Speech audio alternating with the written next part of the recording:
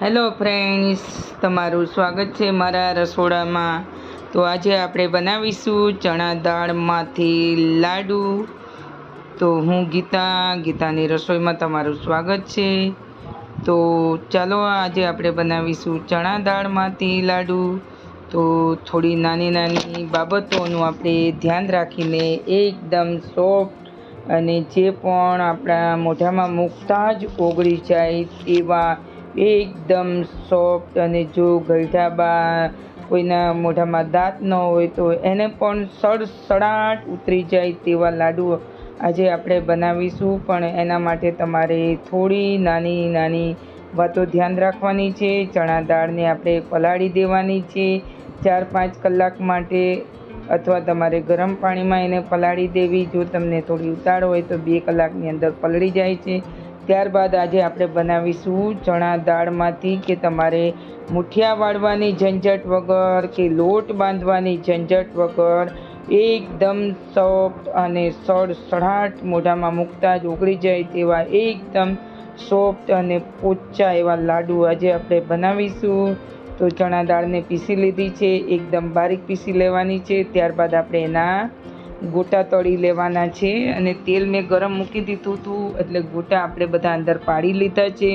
તો આ રીતે તો આપણે વધારે બોલતા આપણે રેસીપી શરૂ કરી દીધી છે। તો ચણા દાળના ગોટા આ રીતે આપણે તળી લેવાના છે, બિલકુલ એની અંદર કશું આપણે ઉમેરવાનું નથી। અને આ રીતે આપણે જે દાળ પીસેલી છે એના ગોટા બધા જ જેટલા કઢાઈમાં આવે એટલા મૂકી દીધા છે।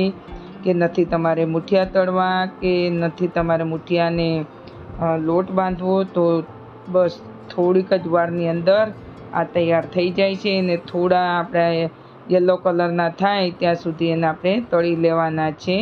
તો બધા જ આપણે ગોટા તળી લીધા છે જે ચણા દાળના બનાવેલા હતા એ। અને હવે આપણે આ ગોટાને ઠંડા થવા દેવાના છે। તો જોઈ શકો છો મેં અહીંયા અત્યારે ગરમા ગરમ છે, તો ગોટા પણ હવે આપણા ઠંડા થઈ ગયા છે, જોઈ શકો છો।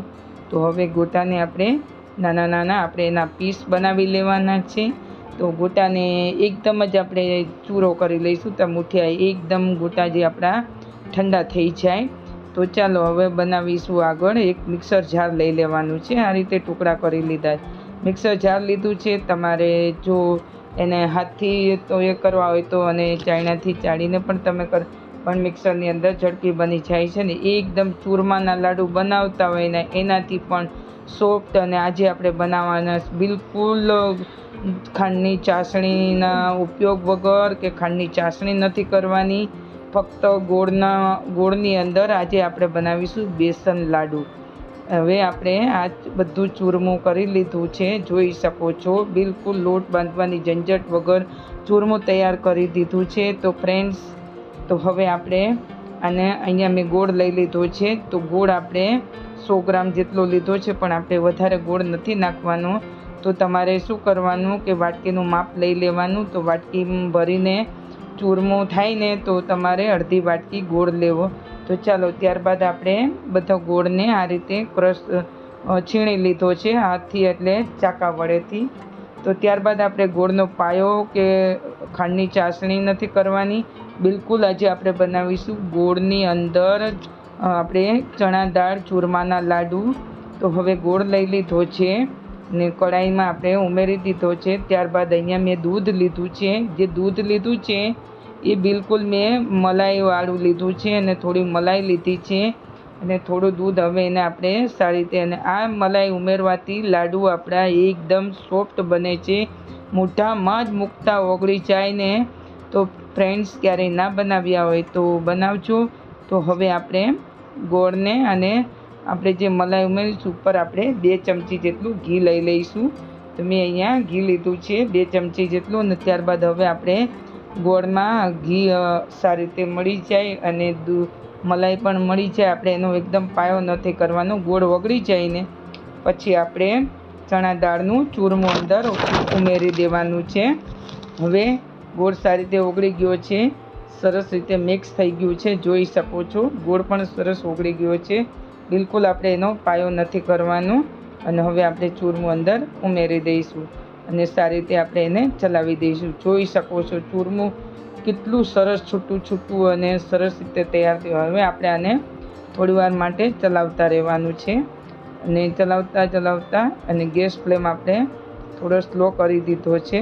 ત્યારબાદ આપણે ચૂરમું ચલાવીએ અને એ રીતે ગોળ સારી રીતે બધું મિક્સ થઈ જાય ત્યાં સુધી એને આપણે મિક્સ કરવાનું છે. તો ફ્રેન્ડ્સ, તમને આ લાડુની રેસિપી ખૂબ પસંદ આવી હશે. અને લાડુ તો આપણે ઘણી વખત બધા બનાવીએ છીએ. ચૂરમાના લાડુ બનાવતા હોઈએ છીએ, પછી મુઠિયા લાડુ પણ બનાવતા હોઈએ છીએ. પણ આજે આ ચણા દાળના લાડુ ફક્ત 1 કપ ચણા દાળમાંથી આજે આપણે એટલા સરસ, હવે ચૂરમું સારી રીતે શેકાઈ પણ ગયું છે, જોઈ શકો છો. તો હવે આપણે અને ગોળ પણ સારી રીતે મિક્સ થઈ ગયો છે અને ગેસ ફ્લેમ આપણે બંધ કરી દીધો છે. નીચે દાજે નહીં એનું આપણે, અને થોડું આપણે 2 ચમચી જેટલું આપણે ફરી ઘી ઉમેરીશું એટલે સારી રીતે સોફ્ટ એવા લાડુ બને. તો છે ને ફ્રેન્ડ્સ, એકદમ પોચા અને સોફ્ટ એવા લાડુ, એ પણ તમે ક્યારેય નહીં વિચાર્યું હોય કે ચણા દાળના આટલા સોફ્ટ લાડુ. તો હવે આપણે, કે નથી તમારે એની અંદર ચાસણી કરવી કે નથી પાયો કરવો, કે હવે આપણે આને લઈ લઈશું બીજા વાસણની અંદર, બધું આપણે કાઢી લઈશું અને પછી આપણે એના લાડુ તૈયાર કરીશું. તમારે લાડુ તૈયાર કરવા હોય તો લાડુ તૈયાર કરી શકો. તમારે તો આપણે અહીં લઈ લીધો છે લાડુનું ફરમો લઈ લીધો છે, એની અંદર આપણે ભરીશું અને આપણે હાથથી બનાવવા હોય તો પણ હાથથી પણ તૈયાર થાય છે. તો પણ હું અત્યારે અહીંયા ફરમાથી લાડુ બનાવી રહી છું. તો હવે આ લાડુ આપણે આની અંદર આપણે કાઢી લઈશું. તો જોઈ શકો છો કેટલા સરસ. તમે વિચારો કરો કે આપણે ચણા દાળમાંથી ચૂરમાના લાડુ. તો ફ્રેન્ડ્સ, આશા રાખું છું કે તમને આ રેસીપી ખૂબ પસંદ આવી હશે. પસંદ આવી હોય તો એક લાઈક જરૂર કરી દેજો અને ચેનલ પર નવા હો તો સબસ્ક્રાઈબ કરી દેજો. અને ફરી પાછા આપણે મળીશું, નવી રેસીપી લઈને આવીએ. ત્યાં સુધી મિત્રો આવજો.